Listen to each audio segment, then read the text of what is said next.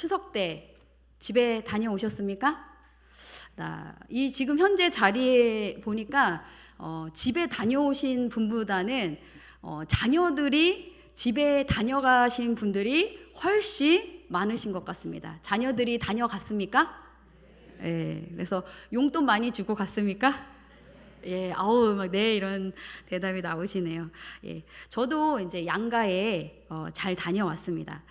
이번 명절에는 이렇게 추석 명절이 그 사이에 주일이 이렇게 사이에 있어가지고 저희는 짧게 굵게 이렇게 명절을 보낼 수밖에 없었습니다. 그래서 항상 시댁에 먼저 가고 시댁에서 이제 같이 교제하고 예배 드리고 그리고 추석 당일날 이렇게 친정으로 가서 또 친정 가족들하고 또 추석 가정 예배를 드리고 이렇게 하는 것이 원래의 스케줄입니다. 원래의 스케줄인데 이번에는 조금 시간이 짧다 보니까 잘못하면은 친정에 늦게 갈 것 같은 거예요. 그래서 우리 이영실 목사님도 친정 가는 걸 좋아하는구나. 예, 맞습니다. 예, 빨리 막 1시간이라도 빨리 친정에 가고 싶습니다. 그런데 그 무엇보다도 더 중요한 이유가 있었습니다. 그거는 저희 친정은 저희 시댁은 저희 자녀 아이들이 믿음의 5대째 가정이에요. 그래서 뭐 걱정이 없습니다. 그래서 뭐 저희 아버님은 원로 장로님이시고 어머님은 전도사님으로 이제 은퇴하셨고 뭐 이런 가정이라 뭐 걱정이 전혀 없는데 저희 친정은 제가 1번입니다.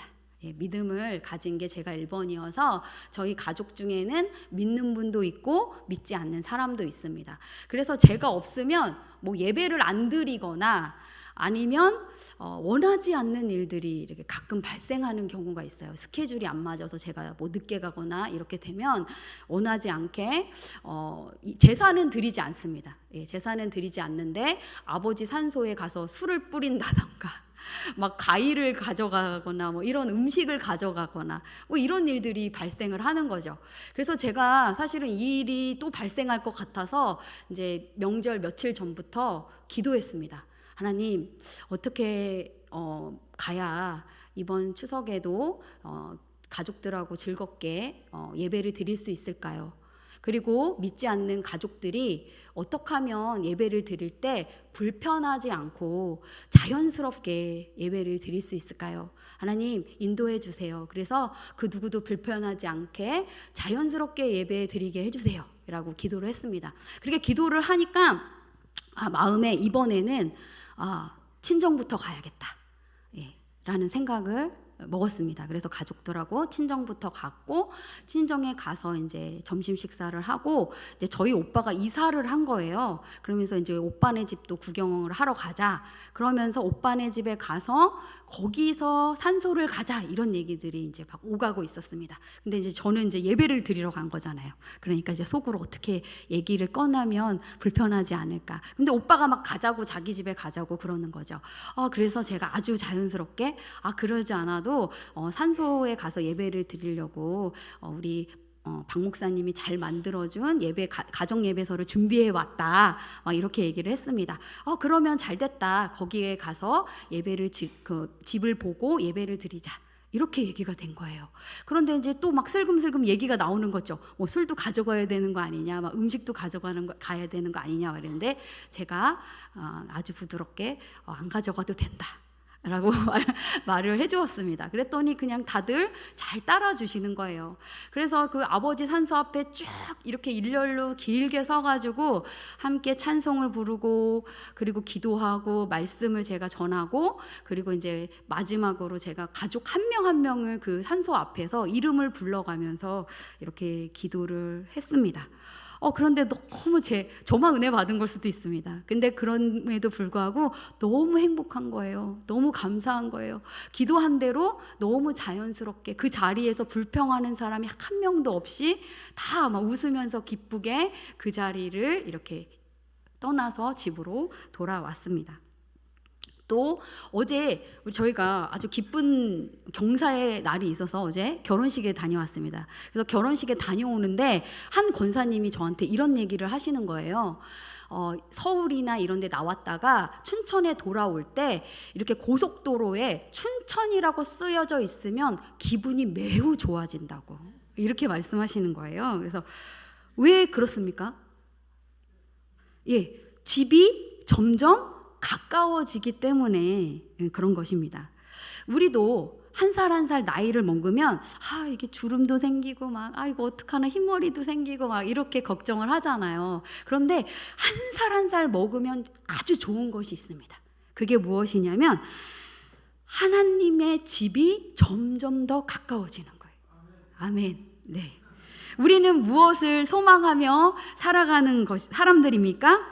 네, 아버지의 집을 소망하며 살아가는 사람들입니다. 네, 이렇게 사람에게 집은 살아있는 동안에도 죽음 이후에도 매우 중요합니다. 오늘 마태복음 7장의 말씀은 마태복음 5장부터 시작된 산상수훈의 말씀의 결론입니다. 예수님께서 사람들에게 산상수훈의 말씀을 열심히 가르치셨어요. 그래서 예수님께서 그 비유를 통해서 강조하신 것이 있었습니다. 그게 오늘 말씀이에요. 예수님께서 산상수훈을 통하여서 주신 그 많은 말씀의 결론이 오늘 말씀인데 그 결론은 무엇이냐? 그 말씀대로 행하는 것을 말하는 것입니다. 그래서 24절에 나의 이 말을 듣고 행하는 자 이렇게 기록되어 있고요. 26절에 나의 이 말을 듣고 행하지 아니하는 자 이렇게 기록되어 있습니다. 그래서 산상수훈의 결론은 바로 주님의 말씀을 듣고 행하는가, 행하지 않는가인 것입니다. 우리가 집에 들어가려면 무엇을 통해서 들어갑니까? 네, 문을 통해서 들어갑니다. 제가 예전에 계시록 3장의 말씀을 전할 때도 그 요한을 불렀잖아요. 그죠? 큰 소리가 들려서 불렀는데 어디로 들어갔습니까? 네, 하늘 문으로 들어갔습니다. 네, 그런 것처럼 어디에 들어가려면 하나님의 집에 들어가려고 해도 문을 통해서 들어가야 되고 우리가 우리의 집을 들어가야 해도 문을 통해서 들어갑니다. 마태복음 7장 13절 14절 말씀을 함께 읽겠습니다. 시작.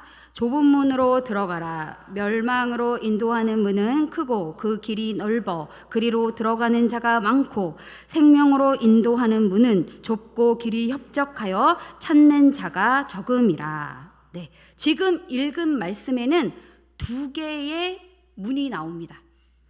좁은 문과 멸망으로 인도하는 문, 이 두 가지의 문이 나오고 있습니다. 이 좁은 문은 어떤 문이라고 말하고 있습니까?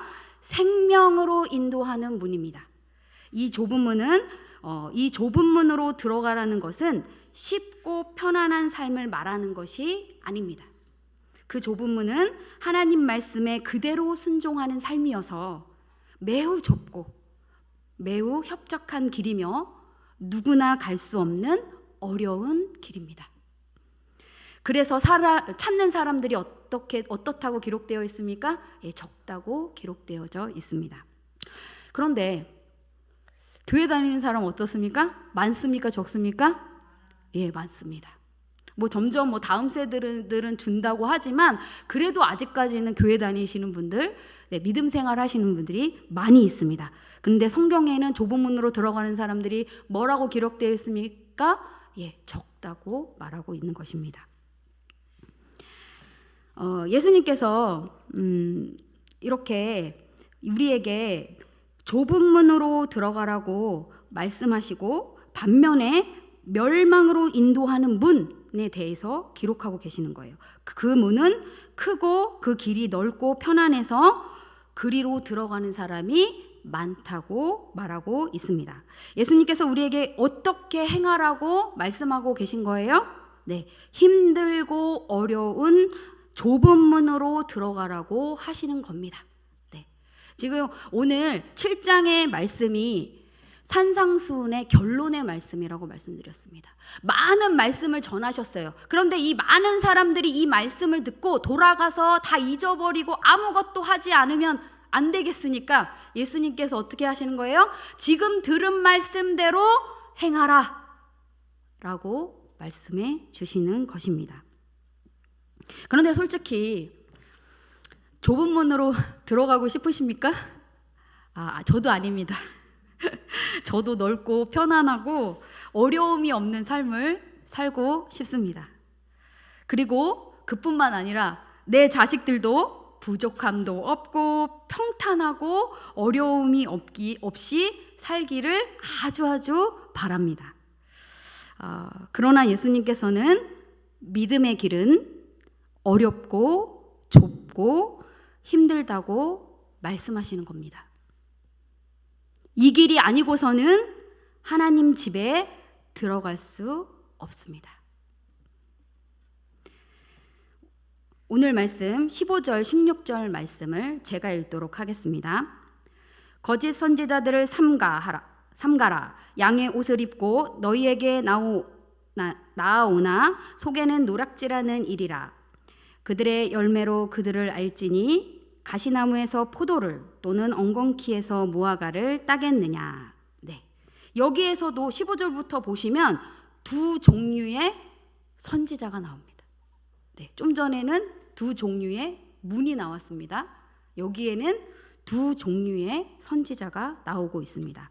그래서 하나는 거짓 선지자, 그리고 하나는 하나님 아버지의 뜻대로 행하는 자, 네. 뜻대로 행하는 선지자. 이 두 가지의 선지자가 나오고 있는 것입니다. 거짓 선지자들은 양의 옷을 입고 오지만 속은 노략질하는 이리들입니다. 우리는 양의 옷, 양의 탈을, 가면을 아주 조심해야 합니다. 우리 주변에 양의 탈을 쓴 이리가 아주 많기 때문입니다. 겉으로는 정말 너무 비슷해서 분별하기가 참 어렵습니다. 22절부터 23절까지의 말씀을 함께 읽겠습니다. 시작. 그날에 많은 사람이 나더러 이르되 주여 주여 우리가 주의 이름으로 선지자 노릇하며 주의 이름으로 귀신을 쫓아내며 주의 이름으로 많은 권능을 행하지 아니하였나이까 하리니 그때 내가 그들에게 밝히 말하되 내가 너희를 도무지 알지 못하니 불법을 행하는 자들아 내게서 떠나가라 하니라. 아멘. 거짓 선지자들이 어떻게 행하고 있습니까? 귀신을 쫓아내고 예수님의 이름으로 많은 권능을 행합니다. 그런데 그 뒤에 그날에 거짓 선지자들이 예수님께 와서 주여 주여 우리가 주님의 이름으로 예언도 하고 주님의 이름으로 귀신도 내쫓았고 또 주님의 이름으로 많은 기적을 행하지 않았습니까? 라고 말할 때 하나님께서 어떻게 대답하십니까? 그들에게 나는 너희를 도무지 모르겠다. 불법을 행하는 자들아 나에게서 떠나라. 이렇게 말씀하십니다. 누가복음 9장 49절에서 50절까지의 말씀을 제가 읽겠습니다. 요한이 여짜오되 주여 어떤 사람이 주의 이름으로 귀신을 내쫓는 것을 우리가 보고 우리와 함께 따르지 아니함으로 금하였나이다. 예수께서 이르시되 금하지 말라. 너희를 반대하지 않는 자는 너희를 위하는 자니라 하시니라. 아멘. 네. 이 말씀은 무엇이냐면 예수님의 제자들이 어떤 사람들이 이렇게 예수님과 제자들을 따르지 않으면서 예수님의 이름으로 귀신을 쫓아내고 또 이렇게 많은 일들을 행하는 것을 제자들이 보고 어떻게 했습니까? 하지 마라. 그거 하지 마라. 라고 금했습니다. 그러자 그 얘기를 예수님께 전달하니까 예수님께서 지금 뭐라고 말씀하신 것입니까? 너희를 반대하지 않는 자는 너희를 위하는 자들이니까 금하지 말라고 말씀하십니다. 이 비유의 말씀처럼 정말로 당시에도 예수님의 이름으로 선지자 노릇을 하고 귀신을 쫓아내는 사람들이 있었던 것입니다. 그렇다면 이런 일은 지금도 얼마든지 일어날 수 있는 일이라는 것입니다. 예수님은 주님을 따르지 않으면서 불법을 행하는 그런 자들을 즉시 심판하시지 않고 제자들에게 그들을 내버려 두라고 말씀하십니다. 왜 그러셨는지 방금 읽은 22절, 23절의 말씀을 통해 우리는 가늠할 수 있는 것입니다. 저는 전도왕, 초청주일 이런 거 별로 안 좋아합니다. 그런데 제가 지금 여기가 5번째 교회라고 말씀드렸습니다. 그런데 이런 거 많이 하는 교회에 주로 있었습니다. 그래서 어떤 해에는 1년에 9번 초청주일을 했습니다. 와, 대단하죠. 네, 그런 일들을 했습니다. 사실은 전도는 결과뿐 아니라 방법과 과정도 굉장히 중요합니다. 그런데 이렇게 이제 교회에서 초청주의를 하게 되면은 막 선물을 막 1000개씩, 2000개씩 막 이렇게 준비합니다.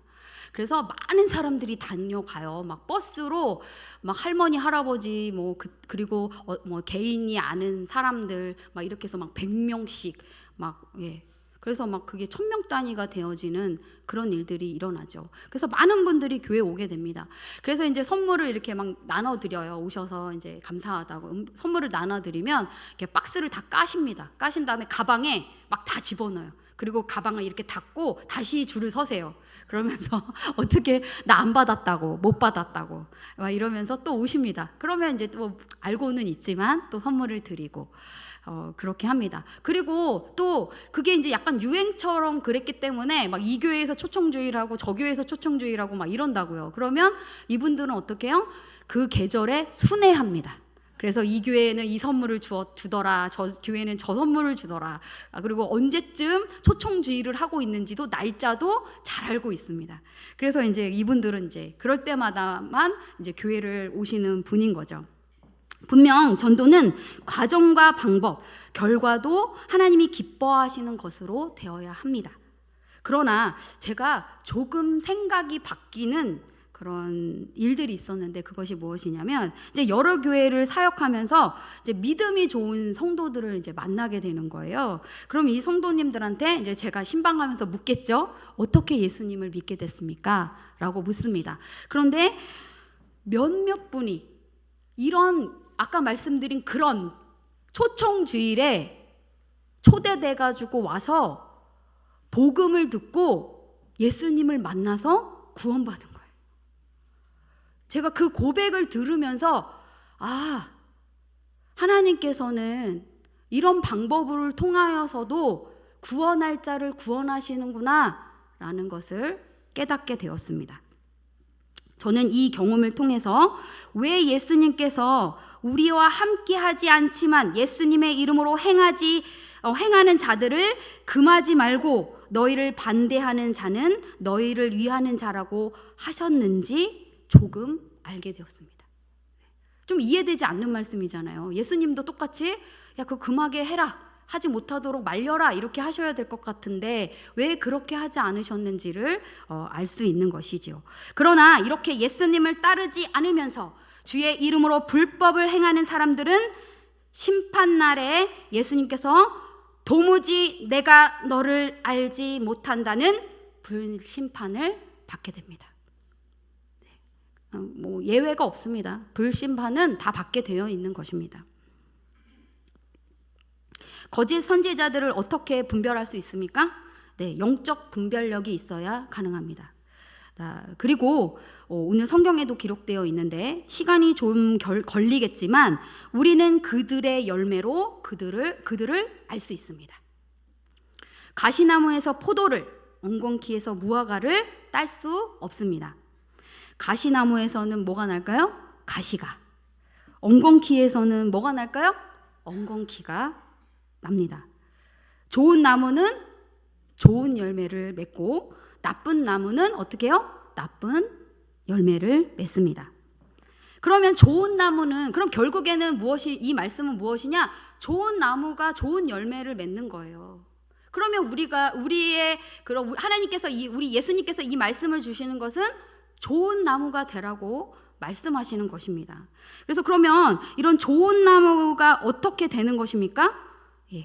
처음에 서두에서 말씀드렸던 것처럼 말씀을 행하는 것입니다. 어떻게 말씀을 행할 수 있습니까? 나는 포도나무요 너희는 가지라. 예수님은 포도나무이십니다. 우리는 그 가지예요. 그래서 포도나무이신 그 예수님께 딱 붙어 있으면 우리는 어떻게 됩니까? 좋은 나무가 되는 거예요. 좋은 열매를 맺는 그런 좋은 나무가 되어지는 것입니다. 그러면 거짓 선지자들은 어떤 열매를 맺습니까? 네, 거짓된 죄악의 열매를 맺습니다. 속임과 불법의 열매를 맺습니다. 반면에 아버지의 뜻대로 행하는 성도, 그 성도들은 성도에 합당한 열매, 영의 열매를 맺는 것입니다. 우리는 양의 탈을 쓴 이리들, 거짓 선지자들을 아주 조심해야 합니다. 그렇지만 또 조심해야 할 것이 있습니다. 그것은 무엇이냐? 나 자신이 쓰는 가면도 아주 조심해야 합니다. 나 자신이 쓰는 가면을 어떻게 해요? 하나님 말씀 앞에 내려놓고 그 말씀 앞에 나를 비추고 그 말씀대로 나를 다루어 달라고 하는 일들이 우리 가운데 계속 이루어져야 하는 것입니다. 우리는 날마다 내 가면을 집어들어서 이렇게 장착을 하고 쓰고 어떻게 해요? 집 밖을 나옵니다. 사람은 가정에서의 모습과 밖에서의 모습이 차이가 납니다. 차이가 날 수 있어요. 편안한 곳이니까 분명히 화장도 지우고 편안한 옷으로 갈아입고 분명히 차이가 납니다. 그런데 신앙은 그 차이를 줄여가는 것입니다. 그래서 성도는 말씀을 행함으로 그 가면이 벗어지고 성도에 합당한 열매를 맺게 되는 것입니다.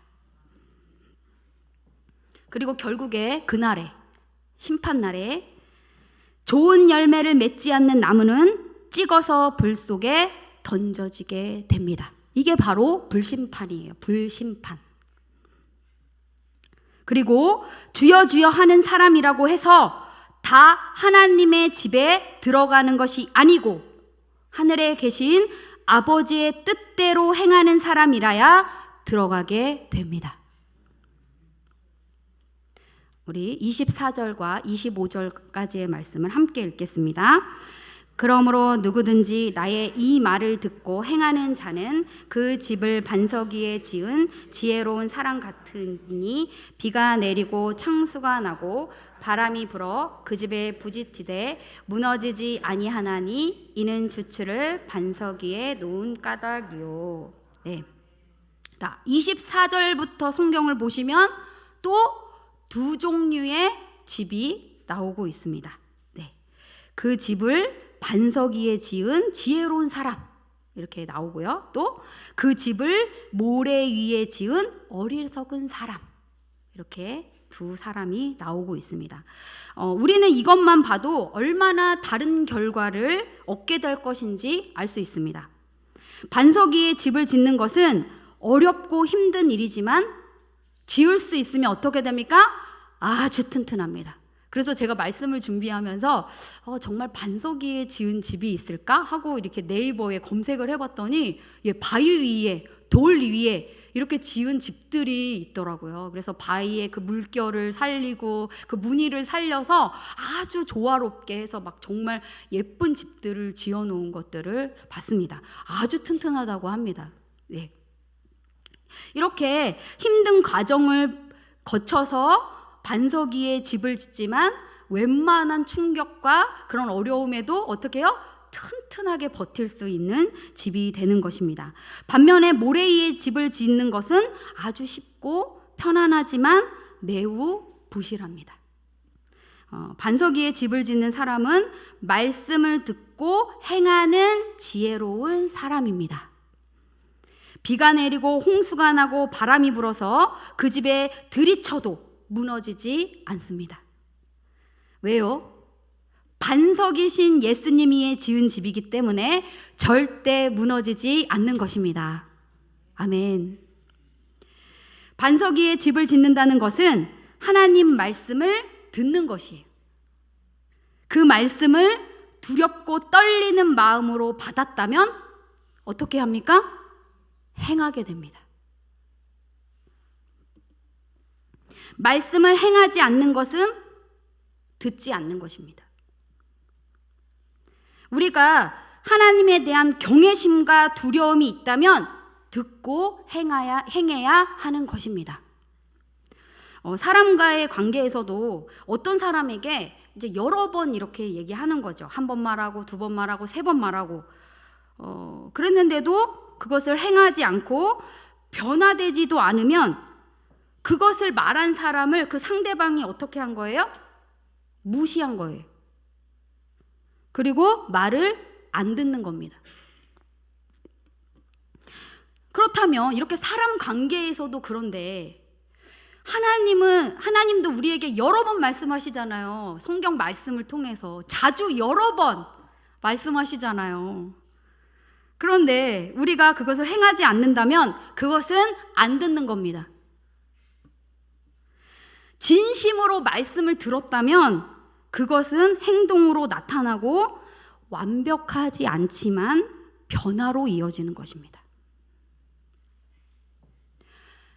어떤 미션을 이렇게 자녀들한테 줄 때 어떤 경우는 잘 해내고 잘 따릅니다. 그런데 어떤 경우는 잘 따르지 않고 또 하려고 하지도 않을 때가 있습니다. 그런데 우리가 그 자녀의 어떤 것을 보는 것입니까? 완벽히 그 아이가 우리가 준 미션을 완벽히 이루고 완벽한 사람이 되는 걸 보는 것이 아니잖아요. 우리가 부모로서 그 아이가 잘 되게 하기 위해서 어떤 미션을 주는 것인데 그 아이가 그 미션을 이루기 위한 그 마음과 자세, 그래서 결국에는 그런 문제들을 하나씩 해나가는 거. 10개의 미션을 줬는데 거기서 한두 개만 해내도 말을 어떻게 하는 겁니까? 듣는 것입니다. 한두 개만 해도 말을 듣는 것이라고요. 우리의 믿음은 바람이 불고 창수가 날 때 드러납니다. 평안할 때는 어떻게 해요? 다 믿음이 너무 좋습니다. 그러나 어려울 때 내가 정말 하나님을 신뢰하고 경외하는지가 나타나는 것입니다. 하나님의 말씀을 듣고도 행하지 않는 사람은 모래 위에 집 지은 어리석은 사람입니다. 비가 내리고 창수가 나는 어려움이 오면 그 집은 어떻게 됩니까? 싹 다 모조리 무너집니다. 흔적도 없이 사라지는 것입니다. 마태복음 21장 30절, 둘째 아들에게 가서 또 그와 같이 말하니 대답하여 이르되 실소이다 하였다가 그 후에 뉘우치고 갔으니. 네, 이 마태복음 21장에 예수님께서 하신 이 비유의 말씀은 어떤 사람에게 두 아들이 있어요. 그래서 그 맏아들에게 오늘 포도원에 가서 일하라고 했더니 그 큰아들이 뭐라고 얘기합니까? 예, 제가 가겠습니다 라고 이렇게 대답하고는 어떻게 합니까? 가지 않습니다. 그리고 다시 둘째 아들에게 가서 똑같이 말하는 거예요. 포도원에 가서 오늘 일하고 와라 라고 아버지가 얘기했어요. 그랬더니 그 아들이 저 안 갈 거예요, 싫습니다 막 이렇게 말했습니다. 그런데 그 후에 어떻게 했습니까? 뉘우치고 포도원에 가서 일합니다. 누가 아버지의 뜻대로 행한 자입니까? 예, 둘째 아들입니다. 들었다고는 하지만 행하지 않는 사람은 하나님 집에 들어가지 못합니다. 집은 정말 사람에게 너무나도 중요합니다. 제가 최근에 콘크리트 유토피아라는 영화를 봤는데 그 영화가 지진 나가지고 집이 다 무너진 거예요. 그러니까 집이 없어진 거죠, 하루아침에. 그러니까 막 난리가 나는 그런 영화입니다. 모든 게 무너지는 막 이런, 삶이 무너지는, 막 죽고 막 이런 일들이 일어나는 거죠. 사람에게 이렇게 집이 중요합니다. 그리고 우리는 이 땅에서 누리는 이 집뿐만 아니라 영원한 나라, 하나님의 집, 그 집에 들어가야 하는 사람들입니다. 오늘은 6여전도의 헌신 예배입니다. 오늘 제가 되게 감동이 된 건 뭐냐면 우리 위에는 하얀색 입고 아래는 검정 바지 입고 그렇게 오자라고 약속하신 거죠. 누가 하셨는지 너무 잘하셨습니다. 그렇게 해서 딱 한 마음으로 예쁘게 잘 맞추시고, 그리고 헤어도 맞추신 것입니까? 네. 네, 아주 단정한 머리로 또 이렇게 예쁘게 서서 이렇게 찬양을 해주시는데 너무 감동이 되더라고요. 감사의 찬양을 부르시는 것이 어렵고 힘들지만 좁은 문으로 들어가시기 바랍니다. 또 포도나무이신 예수님께 딱 붙어서 좋은 열매를 맺고 또 그 집을 반석 위에 짓는 말씀을 듣고 행하는 지혜로운 여전도에 되시기를 축복합니다. 아멘. 기도하겠습니다.